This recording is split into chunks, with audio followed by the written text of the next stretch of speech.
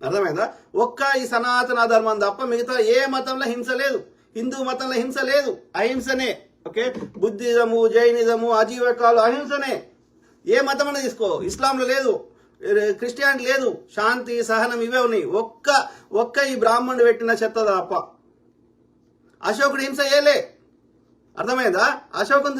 అశోకుడు హింసను చూడలేక ఈ బుద్ధిజంలోకి పోయిండు. సో హింసను ప్రేరేపిస్తుంది నాటి నుంచి నేటికి ఈ బ్రాహ్మణులు మాత్రమే. ఆ బ్రాహ్మణులకి ఈ యొక్క మన భారతదేశానికి సంబంధం లేదు. ఇవాళ ఏవైతే హిందూ స్క్రిప్చర్స్ అంటారో, రామాయణ మహాభారతం, అవి హిందూ స్క్రిప్చర్స్ కాదు కాదు కాదు కాదు. 1,00,000 సార్లు చెప్తా, 1,00,00,000 సార్లు చెప్తా. అవి పక్కా అప్పుడు పర్షియా దేశం పెద్ద దేశం, ఆ మధ్య ఆసియా నుంచి వాళ్ళ చెత్తను వాళ్ళు రాసుకున్న చెత్తని మన మీద ఇవే హిందూ స్క్రిప్చర్స్ అని రుద్దుతున్నారు. కావు కావు కావు. అలా హిందూ శబ్దం ఏదైనా చూపెట్టండి, నేను ఏ బాయిలో దుంకుమంటే దుంకుతా, నీళ్ళని బాయిలో దుంకుమంటే దుంకుతా. అర్థమైందా?